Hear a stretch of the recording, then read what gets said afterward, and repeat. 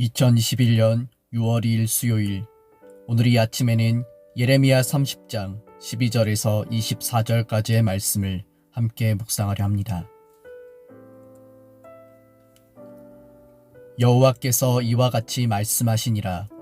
내 상처는 고칠 수 없고 내 부상은 중하도다. 내 송사를 처리할 재판관이 없고 내 상처에는 약도 없고 처방도 없도다. 너를 사랑하던 자가 다 너를 잊고 찾지 아니하니 이는 내 악행이 많고 내 죄가 많기 때문에 나는 내 원수가 당할 고난을 내가 받게 하며 잔인한 징계를 내렸도다. 너는 어찌하여 내 상처 때문에 부르짖느냐. 내 고통이 심하도다. 내 악행이 많고 내 죄가 허다함으로 내가 이 일을 너에게 행하였느니라. 그러므로 너를 먹는 모든 자는 잡아먹힐 것이며 내 모든 대적은 사로잡혀 갈 것이고 너에게서 탈취해 간 자는 탈취를 당할 것이며 너에게서 노략질한 모든 자는 노략물이 되리라. 여호와의 말씀이니라.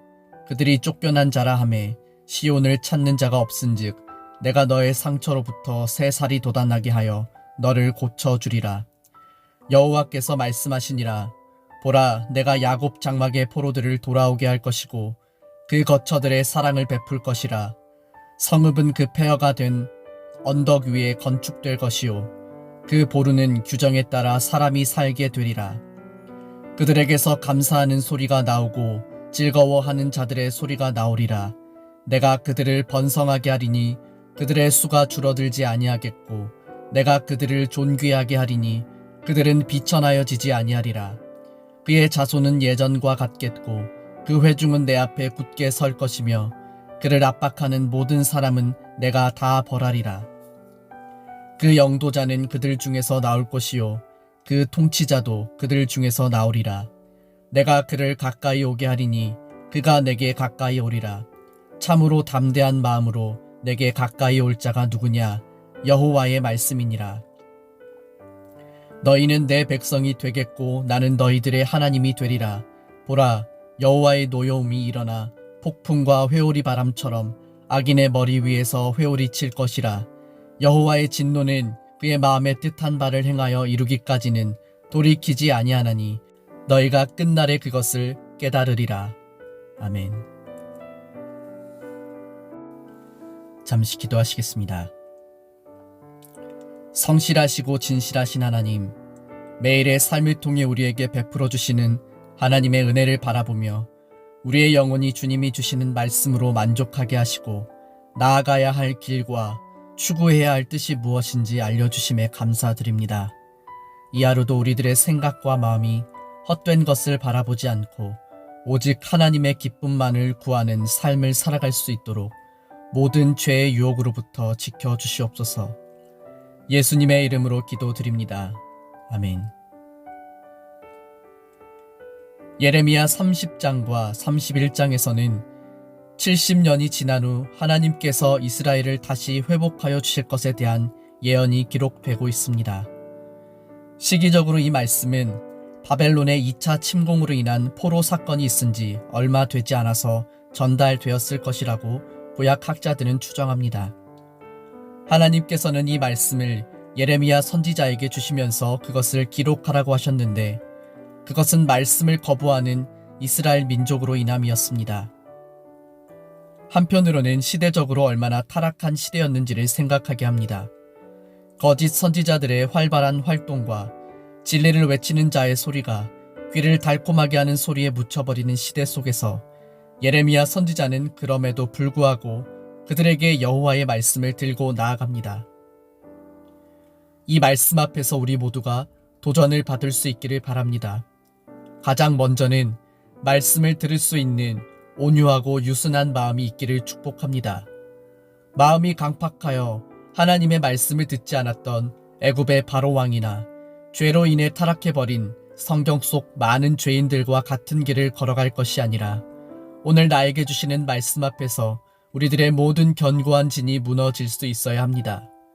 언제나 우리에게 주시는 말씀 앞에서 우리 자신의 생각과 마음을 내려놓고 딱딱하고 굳어버린 마음을 경작하여 말씀이 우리 삶에 깊이 뿌리 내릴 수 있도록 해야 합니다. 매일의 묵상은 우리들의 마음을 경작하는 과정입니다. 우리가 이것을 게을리하게 되면 땅이 딱딱하게 굳어버려 쓸모없는 황무지가 되어버리는 것처럼 우리는 말씀에 전혀 반응하지 못하는 무기력한 상태가 되어버립니다.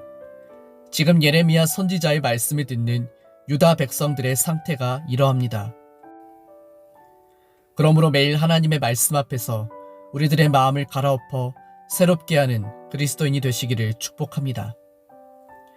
더 나아가 예레미야 선지자처럼 사람들이 아무리 복음을 거부한다 할지라도 우리는 우리들을 결코 포기하지 않으신 하나님 아버지의 마음을 품고 나아가야 합니다.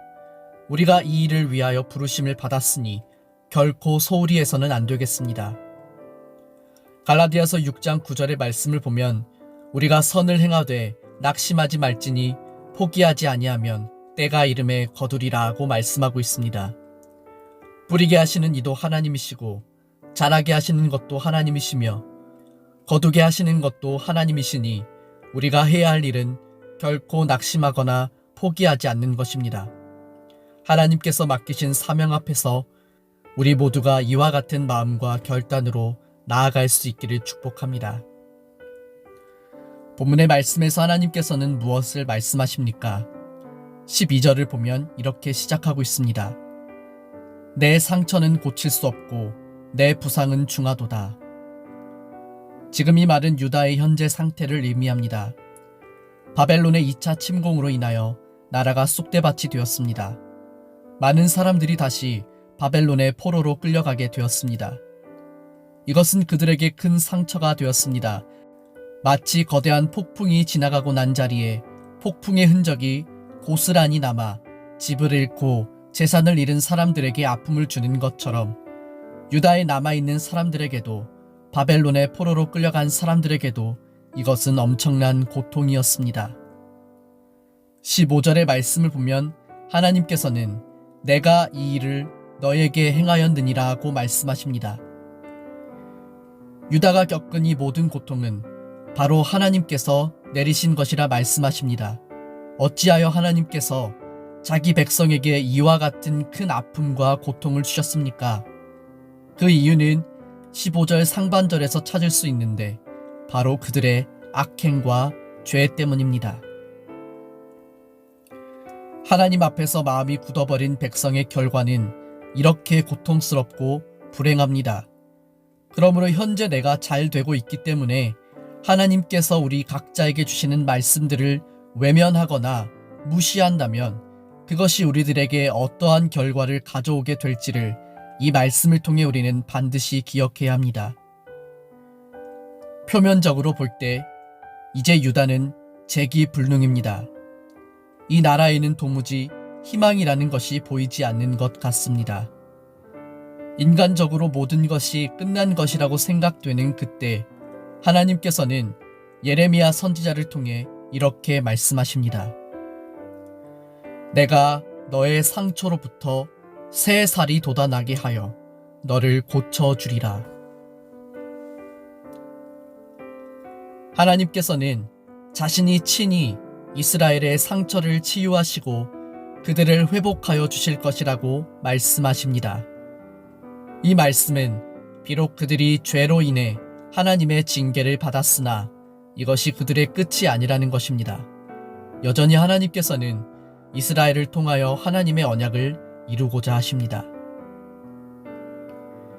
2021년 한 해 우리는 정말 많은 어려움과 불안함 속에서 살아가고 있습니다. 누구도 이런 상황을 예상치 못했고 앞으로도 전혀 예측할 수 없는 상황들이 놓여 있습니다. 우리 모두가 고난의 시간을 보내고 있지만 그러나 사랑하는 여러분, 하나님께서 이 세상을 치유하시고 회복하여 주실 것입니다.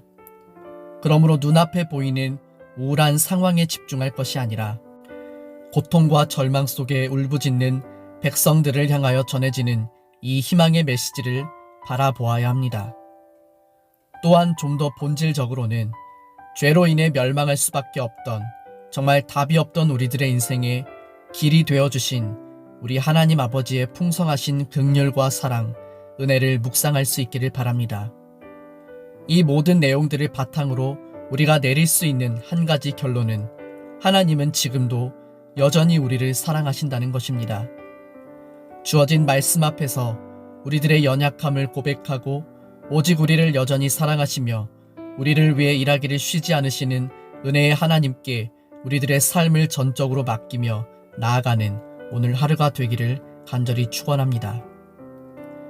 18절에서 24절까지의 말씀은 포로로 잡혀간 자들이 다시 유다로 돌아오게 되고 또한 그 이후에 일어날 일들에 대하여 구체적으로 말씀해 주시고 있습니다.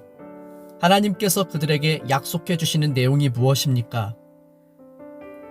그 내용을 4가지로 요약하면 18절에서는 포로들을 돌아오게 할 것이며 그 거처를 회복하여 줄 것이라, 19절에서는 그들을 번성하게 할 것이며 존귀하게 할 것이라, 20절에서는 그를 압박하는 모든 사람은 내가 다 벌하리라, 22절에서 너희는 나의 백성이 되고 나는 너희의 하나님이 될 것이다 라고 말씀하십니다.